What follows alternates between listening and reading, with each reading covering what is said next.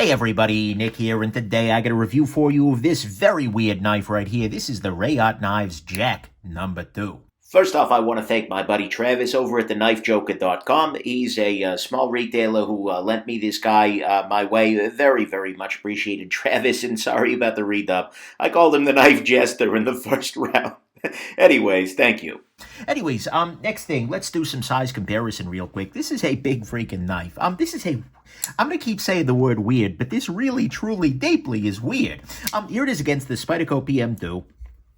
Ontario Rat number 2, and of course your Spyderco Delica. So you can see here, this is a big knife. I mean, seriously, this has a lot of blade length to it. It has more effective blade length than the Spyderco PM2, and I'll go ahead and I'll throw it against a ruler here, if I can get my ruler out of my desk.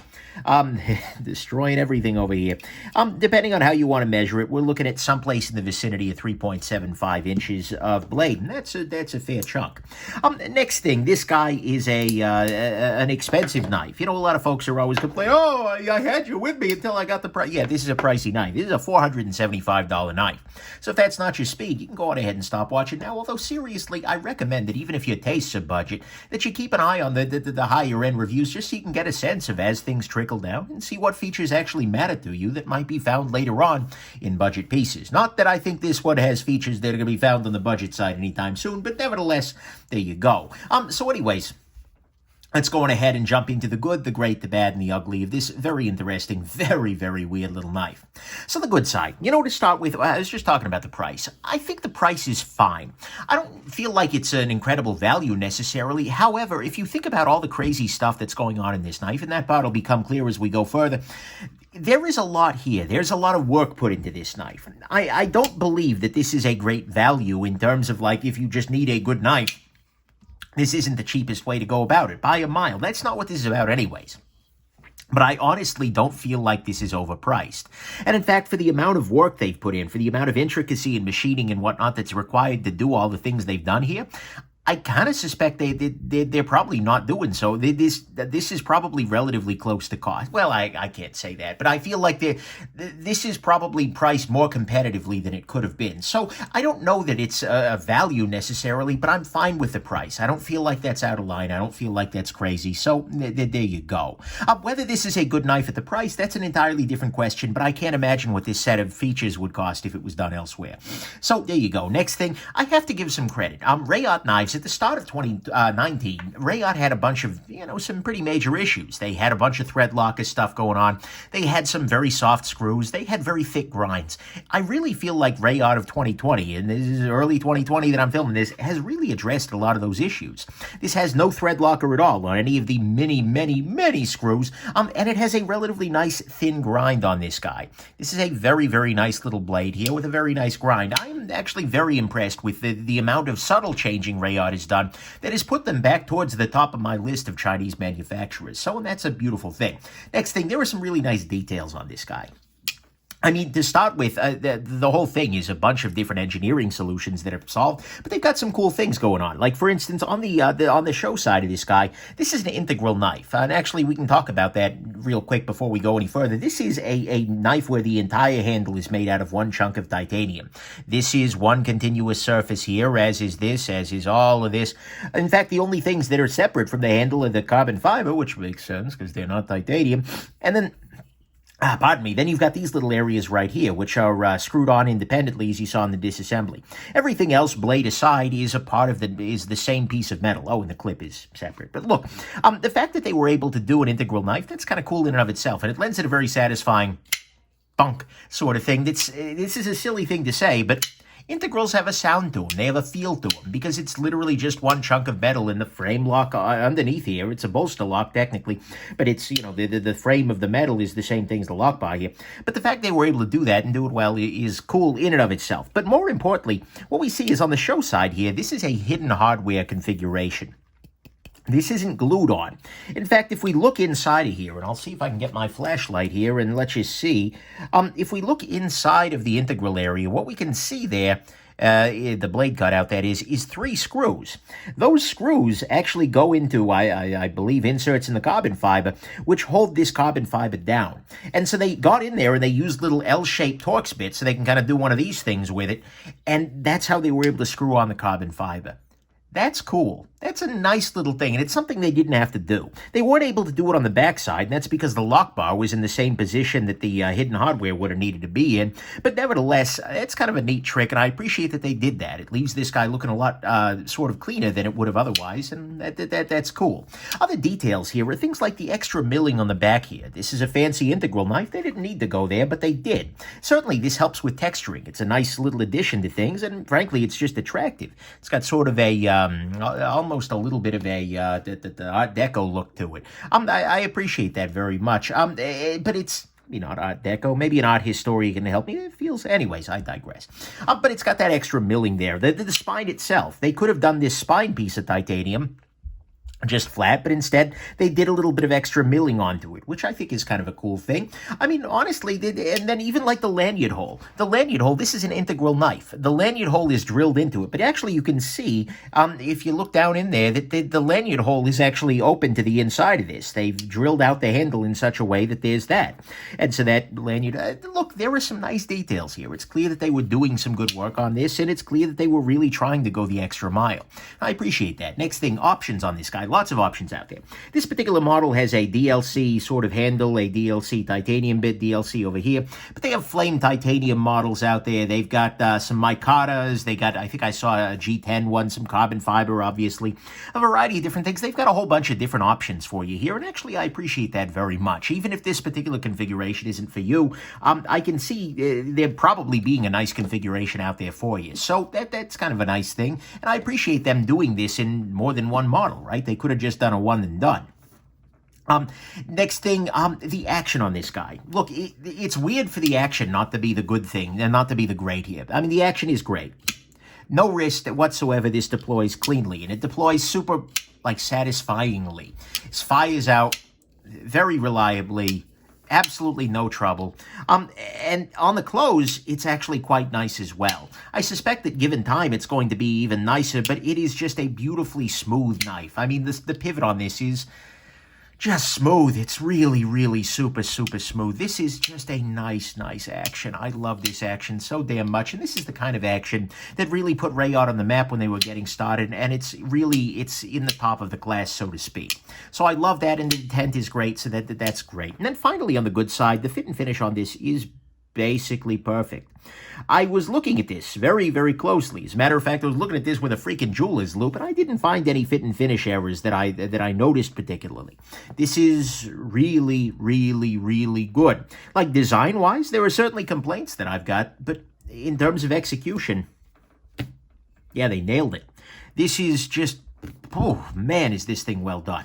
So, to me at least, all that is the goods. Fit and finish is perfect. The action is amazing. It's got an integral handle, nice options, some great details. Reate has really actually made some major strides in the last year or so, and then the price on this guy is definitely expensive. But given the amount of complexity involved, it's absolutely good to go.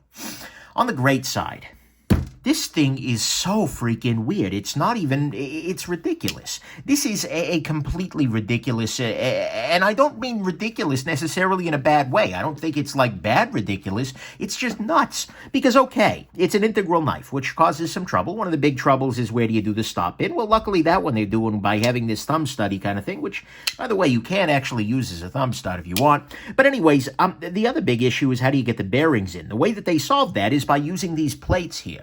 These plates are holding down the, along with the pivot, that is, but these are holding down the washer against which the steel bearings spin. And you need to take out both sides of this whole area is very, very weird. I've not seen anything like that. More importantly, though, and the biggest piece of news with this knife is right here. This is a blade that is replaceable. This is a Torx T8 bit right here. And I encourage you, by the way, more than perhaps most, to actually watch the disassembly video for this knife. Because the disassembly really tells the story story in a very different way of exactly what's going on with this pocket knife. Because this knife has not only a blade that is multi-part. Most pocket knives, reasonably, have a single blade, which is continuous throughout the entire handle. It's a single chunk of steel. This has a steel insert in the blade. That insert here, you can actually see it in there. That insert has the lock interface as well as the detent ball path and ramp, which is cool. And then that's installed into a titanium frame. And that titanium frame, wow, the action's real snappy when you do this, right? But the titanium frame is what holds on to your blade insert here. So this blade is actually not fundamentally attached to the knife. It's got these little areas up here to help secure it, and it's got those 3 screws at the top there. But see, you could actually swap in a different blade, or as the case may be, a comb. Reate has included with each and every one of these a comb attachment. Now, I'm going to be honest here. Do I understand why I would ever want to turn a $475 folding knife into a comb? No, not entirely. I mean, potentially there could be a legal situation. For instance, you live in the UK and you want to carry a Reate. This has just given you an option to do that. It's kind of a weird comb. The tines are a little bit thick and whatnot. Be probably good for a mustache and whatnot. But nevertheless, you can swap out the blade with a comb. Your blade is entirely replaceable. You can, if you, for some reason, severely damage the blade, I imagine you could contact Reate, and they'd be like, LOL, how did you do that? And then they would probably, I imagine, send you a blade. They'd hopefully charge you some money for it, but nevertheless, you have a replaceable blade inside of the blade handle here. This is so freaking weird. It's kind of ridiculous. So you can swap the blade out for a comb while the knife is fully assembled, which, yeah, I'm going to be completely honest with you here. I think this is a gimmick. Of course it's a freaking gimmick. But at the same time, it works pretty well. The blade feels solid. There is no real concern with it. The milling is such that there's no blade play.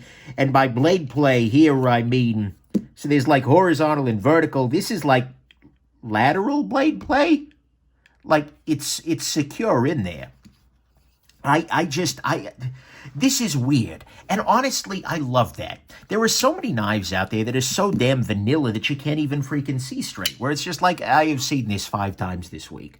Is this titanium frame lock any different than the one before? Hey, look, it's a G10 and D2 Chinese flipper. Amazing. No, this is so weird. It takes a lot to make me walk by your booth at a blade show and go, wait, what? And this is one of those knives. So at that level, that is what is great here. They have made a knife that is weird, but it's done really, really well, such that it's weird, but it's still a pretty good piece. That's great. That's great, 100%. That said, moving on to the bad. Different isn't necessarily always better.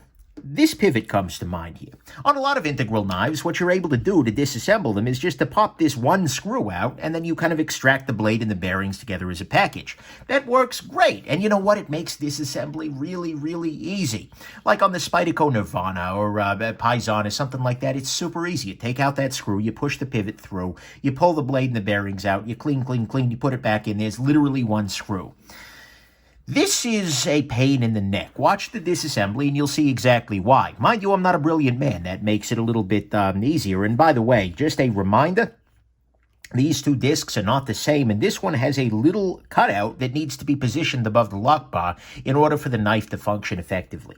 But anyways, I digress. This is, to disassemble this guy, you need to remove not only the pivot and push that through, but you need to remove 6 screws on this side and 6 screws on this side in order to be able to get to all the bearings and extract the blade. And then, oh my God, you don't luckily need to take out the lock bar, well, it's not a lock bar insert, it's the lock face insert, I guess. You don't need to do that, but oh man, did they complicate this. This pivot is cool, but it's way overcomplicated, and honestly, I don't find that it's super compelling in its ultimate practice. It allows very tight tolerances right here, which is cool. I mean, and by the way, look at this matching along the front of this. That's, again, oh, they've done well here, but that's That's annoying.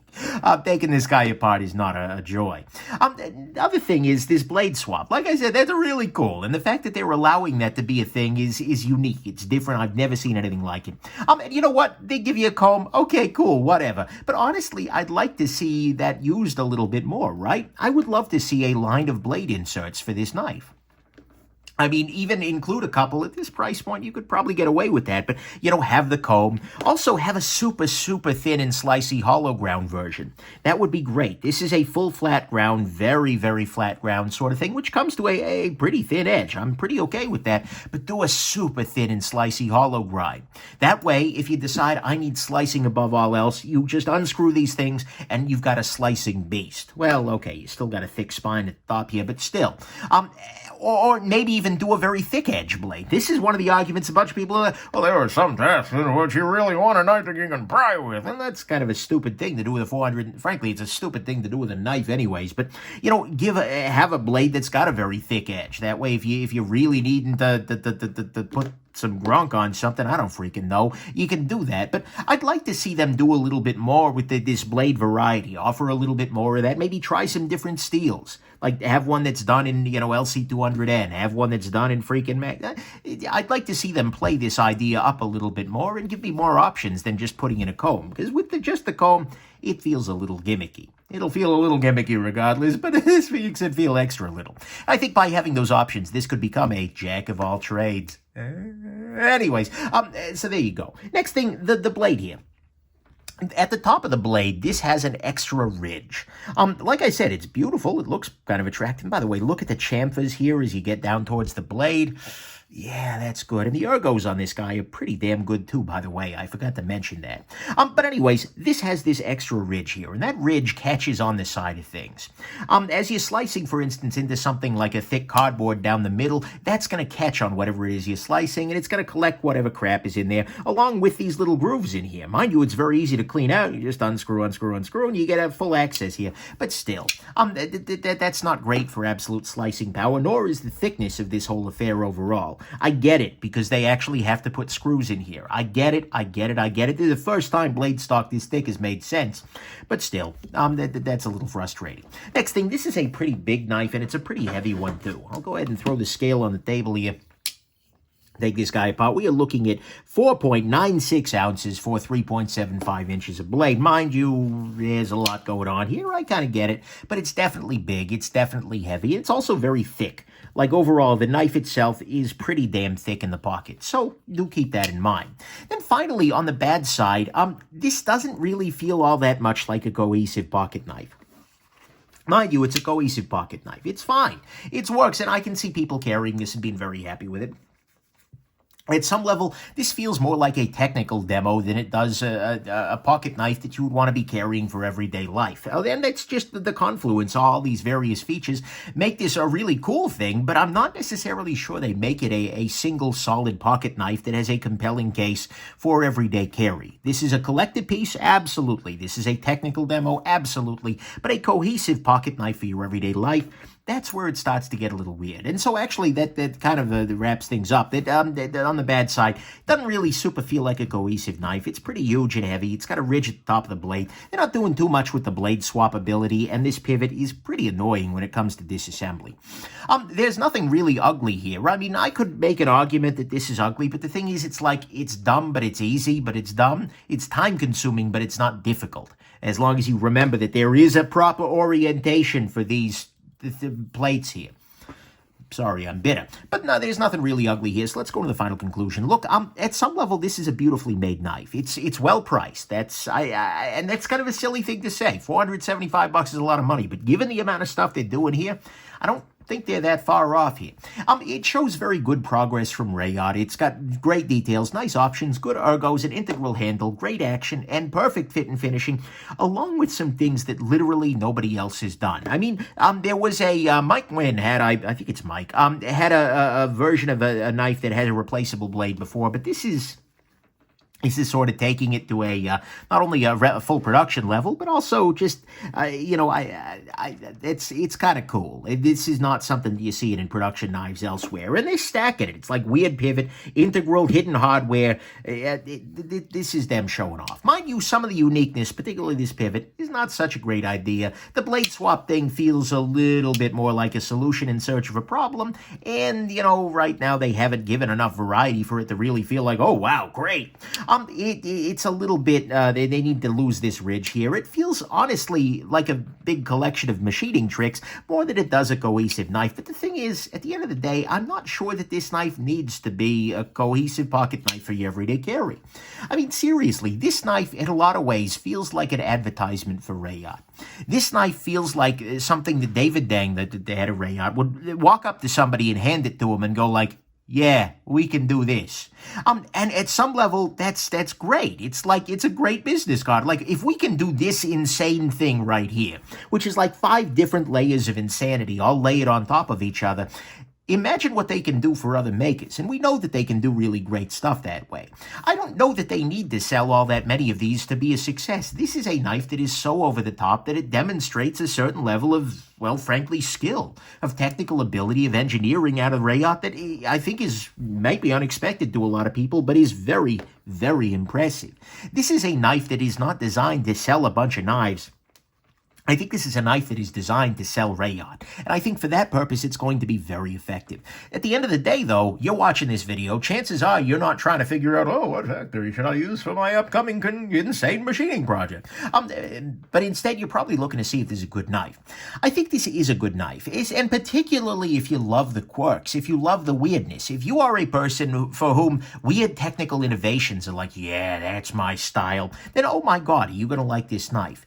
I think if you are a lover of intricate engineering, a lover of quirky sorts of designs, a lover of the oddities in the knife world, or maybe you just really like exotic combs, then honestly, I think you're going to love it, and this little Jack here might be a king for you.